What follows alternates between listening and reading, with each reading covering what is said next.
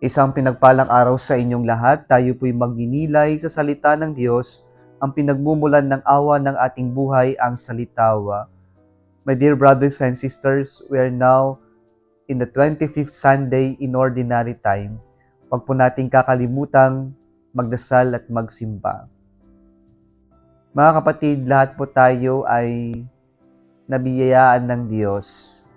Lahat po tayo ay pinagkatiwalaan ng Diyos ng pagpapala at kung ano-ano man pong talento na mayroon tayo o mga material blessings na ipinagkatiwala ng Diyos sa atin. Ang tanong po ngayon, kaano po tayo ka-honest na gamitin ang mga ito hindi lamang para sa ating sarili, pero para din sa ibang tao? Gaano ba tayo ka-honest na gamitin o mapalago yung mga pagpapalang ito para po makatulong sa ating kapwa-tao? Mga kapatid, sa ating pong mga pagbasa ngayong linggong ito, tayo po ay tinutulungan na pagnilayan yung mga ipinagkatiwala ng Diyos sa atin. 3 letter P po yung ating titignan sa ating pagninilay ngayong linggong ito. Ang una pong P natin, prophet against injustice. Let us all become prophets. When we were baptized, we share in the prophetic role of our Lord Jesus Christ. And to be a prophet means to be a mouthpiece of God. We are called and sent by God to bring the good news, no matter how painful it may be to people who are living against the good news, the message of God, the gospel. And so this is what the prophet Amos did in our gospel, in our first reading today. He came to a very rich city, and there he witnessed the injustice happening in the city. The business sector was corrupted through swindling and extortions. And here, Prophet Amos corrected this and said, "The Lord, the pride of Jacob, was sworn by myself, I shall never forget their deeds." Kaya po dito sa ating unang pagbasa ngayon, bilang propeta, kamuhian natin ang kasakiman. Magalit tayo sa korupsyon. Ang ibig sabihin nito, let us not tolerate the injustices, the corruption, and the abuses of power in whatever sectors, in politics or in government, in businesses, and even in the church. Kamuhian natin ang kasakiman, ang pang-aabuso, ang kasamaan. Pero huwag nating kamuhian yung ating kapwa-tao.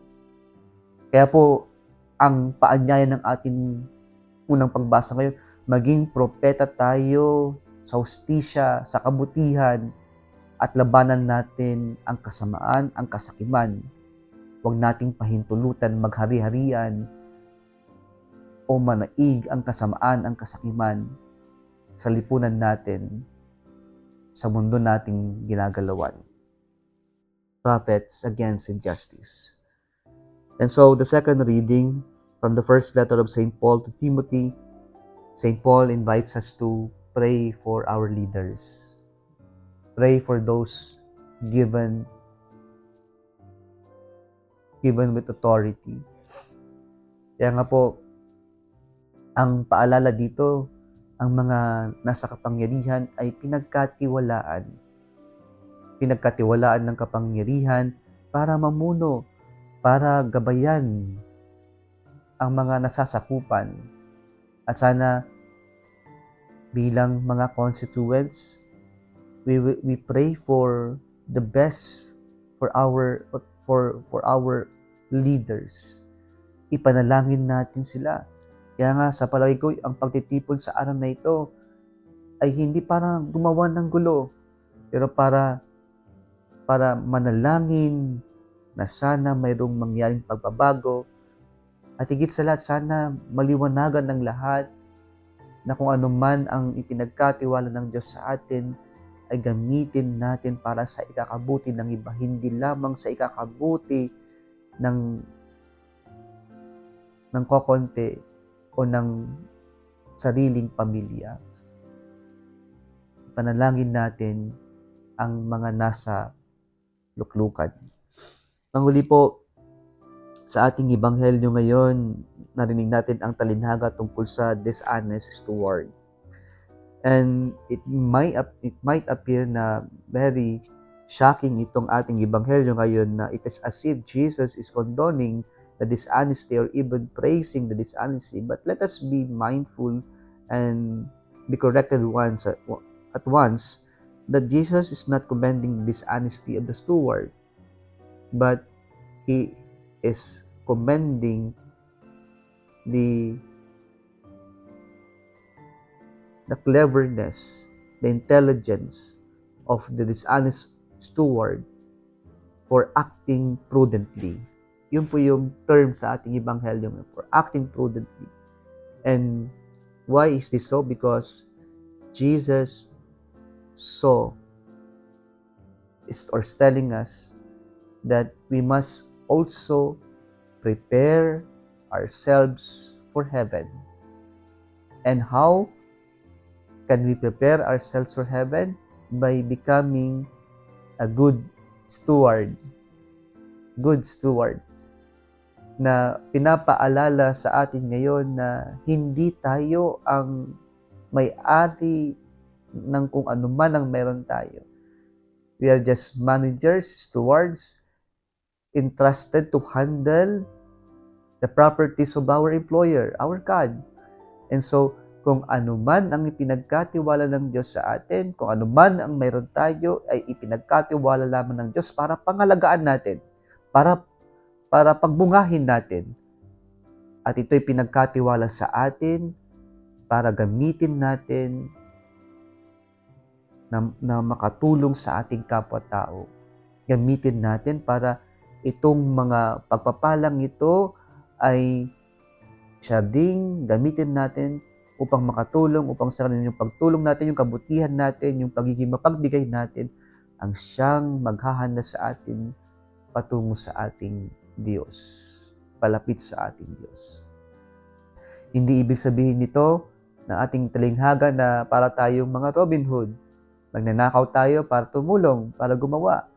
Pero ang pinupunto ng ating Diyos sa ating talinghaga ngayon ay yung maging mabuti tayong katiwala ng Diyos. Lahat tayo ay biniyayaan, kaya kung ano man ang biyayang natanggap natin, gamitin natin upang makamtan natin ang langit.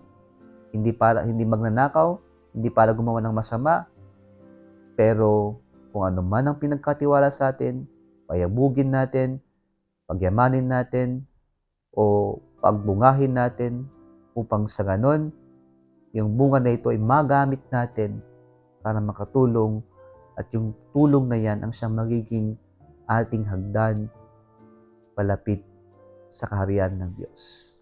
Nagustuhan mo ang video na ito, huwag kalimutang mag-like, share at mag-subscribe sa Salitawa Facebook page and YouTube channel. Muli isang pinagpalang araw sa inyong lahat.